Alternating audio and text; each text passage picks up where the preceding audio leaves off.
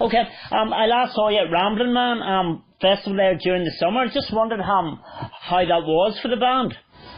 It was great. That festival, there's something about it. I think it was only in its second year, and I'm really hoping it grows a lot more than what it is, because it's a festival that it's humble in its own way. There's not like 1,000 stages playing all different bands and shit like that. So it's just great to have a nice little festival where it seemed like there was more of a relaxed feeling. Yeah.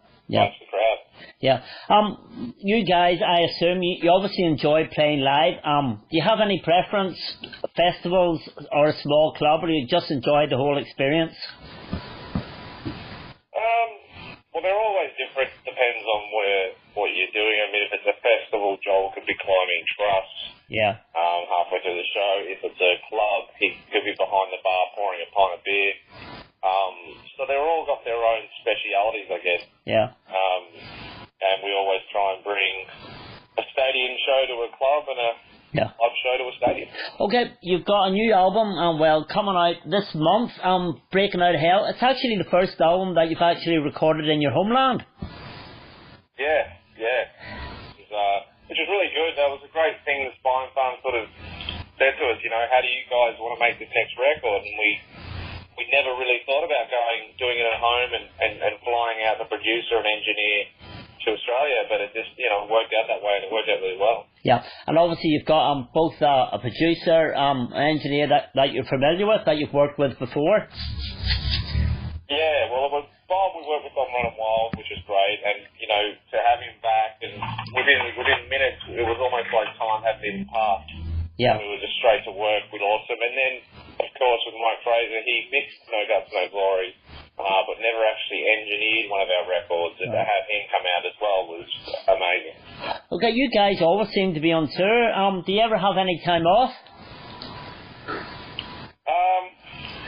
Well, I'm currently in LA for about 10 days off. Right. In on the Sunset Strip here, which is great. But I mean, with guys like us, we kind of, with time off, we just don't know what to do with ourselves if we go to the pub. So kind of got to keep us on the road. Yeah. Just a few then, leading on, a few general questions. I just wondered, what were you like at school? Was music always something that you wanted to do, or were you good at school and you had a career choice to make? No, I was terrible at school. And, playing rock and roll was instantly, we knew that's what we wanted to do. Of course, we were told many a time that we should have a plan B, and we're wasting our time, banging our heads against brick walls, trying to be musicians for a living, and there wasn't much support actually at all from many of the curriculum. But stuck to our guns, and here we are. Are you what sort of guy are you? Are you a glass full or glass empty kind of guy? I mean, do you see obviously the positive things in life? I try to see the positive things. In the past, there's been times when I've been the glass empty guy, but lately, as you get older, you go through experiences in life. I'm maybe 30 now, but you start to actually just be a glass full guy. Yeah. Life's just too short. What in your life are you most proud of? I mean, your career's had a stratospheric rise. Each album's doing seemingly better than the previous one. You seem to be on a kind of upward movement all the time. Yeah, I mean, I'm just proud of the name Airbourne and what it means, and I, as I said, I turned 30 this year. Well, when I was 10 years ago, when I was 20, trying to sneak into the Rainbow Bar down the road, Rainbow Bar and Grill, working on Running Wild, we are, there's a lot's happened in those 10 years, and a lot of hard work and a lot of great memories and shows and meeting our idols, from Maiden to Lemmy to the Rolling Stones, and just all those experiences all culminating around the name Airbourne, and that for me is an amazing thing. Any regrets, or has it all been positive so far? And any mistakes maybe when you were younger, you did something that you look back and say, oh, I should have done that differently?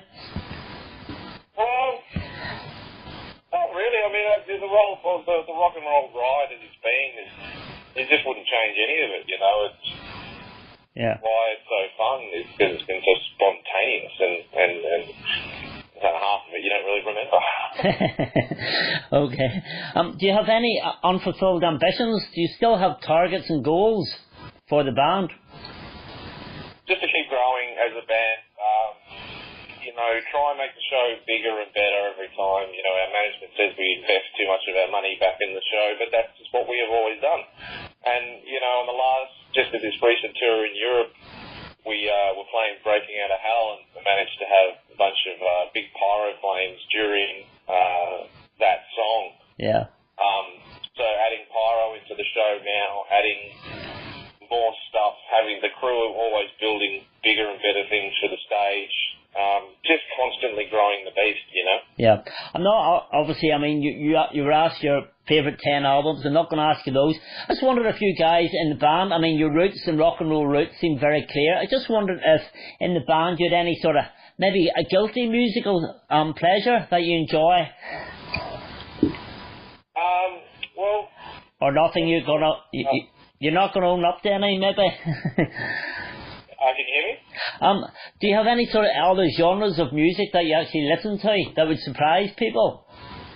Well, when we were younger, we grew up around folk sessions, Irish sessions. We were sleeping under the tables whilst 20-odd people would be sitting around drinking pints of Guinness playing, as you would know, those kind of songs. So we're always, Joel and I especially have a bit of a reaction if we're in a pub, it's an Irish pub. Yeah. And that music's on, we tend to drink twice as much as we usually would, and that in itself is a lot. So something about Irish music, I guess. Yeah. Something that maybe people wouldn't pick. Yeah. From the north of Ireland myself. Are your Irish roots and your Irish link still something that is important to you? Yeah, well, we're O'Keefe's, and it is felt it is felt in our blood. Yeah. There's actually a weird feeling when we go to Ireland. If we go to Kelly's Cellars in Belfast or something like that. Yeah. Guinness and just I don't know. You do have a sense of a homeland feeling when you're there. Yeah, yeah.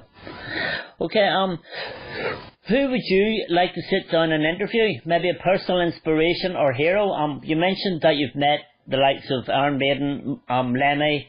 Are there any other sort of personal heroes that you'd still like to meet? I would have loved to have spoken to Malcolm. Yeah. Yeah.